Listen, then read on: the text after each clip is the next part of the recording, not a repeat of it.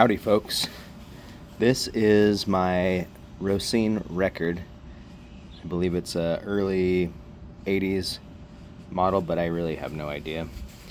I acquired this bike on a trade and I didn't know what I wasn't like super excited about it, but it was to sweeten the deal on a trade, and I found that I actually really like this bike. So I was inspired by somebody else's bike I saw on Instagram, which I will post this picture for you, and I basically tried to do my interpretation of this bike.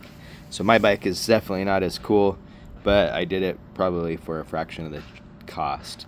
So this bike is a Colnago of some sort,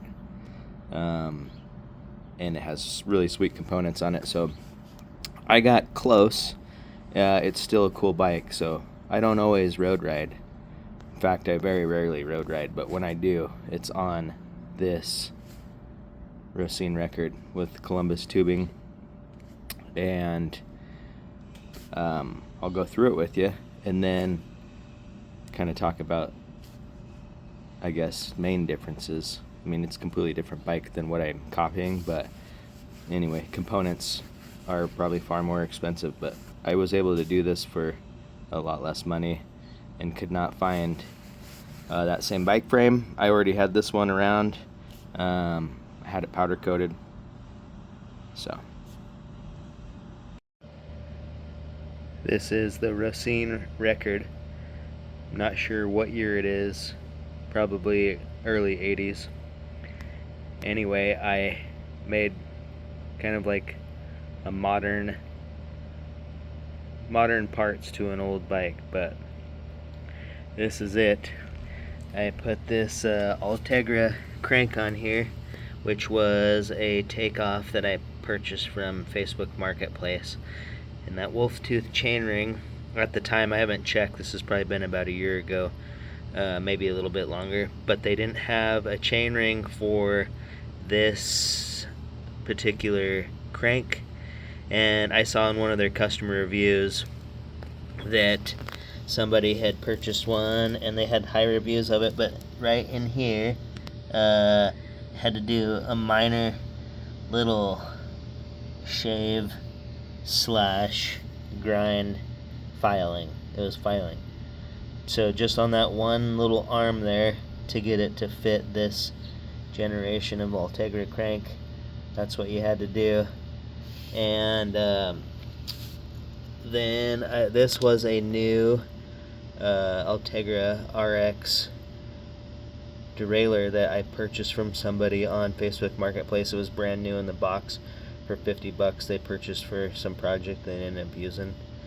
And then these head wheels, I got these from a young guy on Facebook Marketplace. Somebody gave them to him so he could sell them and raise money for something. So like an older family friend gave them to him, and he sold them, and he gave me a good deal on the wheels. And then these tires are Continental Grand Sport Race. I purchased these new in the box at some sort of like discount box store that I don't know if it's like an Amazon return place, but one of the tires was $8 and the other one was $13. So I don't know why, but they were cheap. You probably noticed I have some mountain bike pedals on here. Those are just what I have, and eventually I'll buy road shoes and some cleats for some road pedals, but hey, that's what I'm doing. And I got a little King stainless steel cage on here. So this is a 1x11. I'm running a single shifter here. This is Shimano 600. Anyway, to get my 11 speeds out of here, I have to run this thing 180 degrees, which was kind of a lot, but it works. And there is a 11 speed friction shifter on Soma Fab Shop. They have them back in stock. When I wanted to buy one, and had the money for it, they weren't in stock. And now that they're in stock, I don't have the money for them. But go figure. It's a $120 friction shifter. It's super cool, but it's 11 speed. I just haven't put it on here yet. So in the meantime, I got these.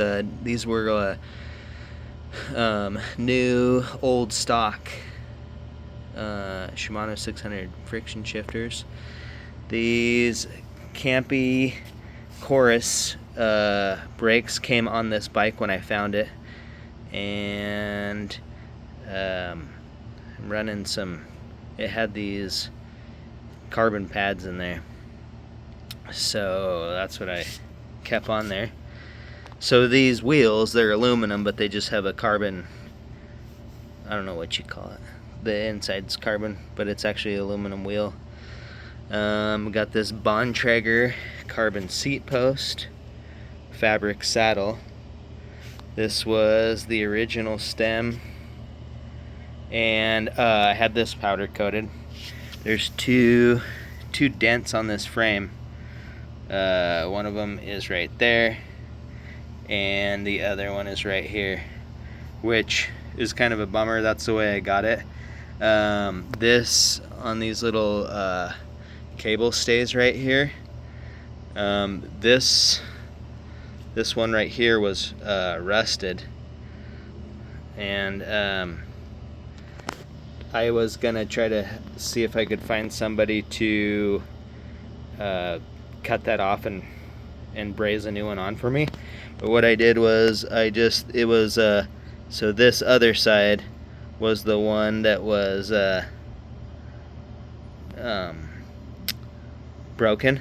So I just filed it off, sanded it down smooth before I had it powder coated, and it worked just great. But I was actually stressing out about that for a while. I'm like, oh, who's gonna be able to do this for me? I don't want to just cut it off. And like I said, just cut the broken piece off, filed it down smooth, and then powder coated it.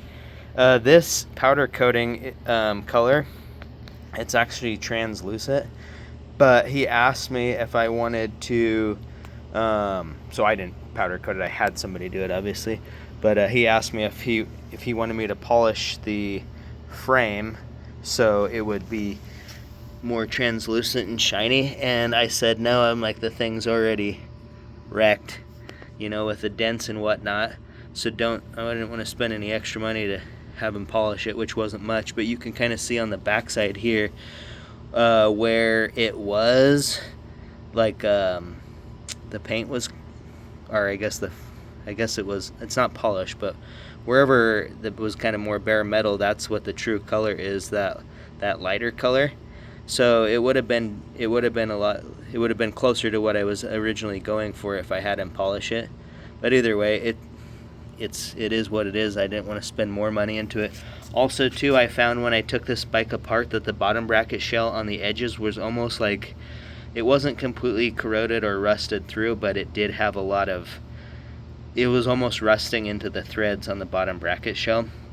And so when he powder coated it, he was able to knock off he said it was fine. So he knocked off most of that corrosion and got it all cleaned up. So it wasn't like super great to start with, but it ended up working out, and I like it. So I got the chrome fork. This is the original headset, Campy headset that came on it, and these Chinelli handlebars were takeoffs. I had a lady friend, older gal. She had a fixed gear bike with these handlebars on it, and I don't think I'm pretty sure those, now I know those brake levers weren't on there. Those were just some that I had in the parts bin, but I put some sweep back bars on her bike and changed the saddle and stem, and so she said she didn't want to keep these bars, so they were, at the time, they were the only drops that I had laying around. So that is that's that. So it's my road bike.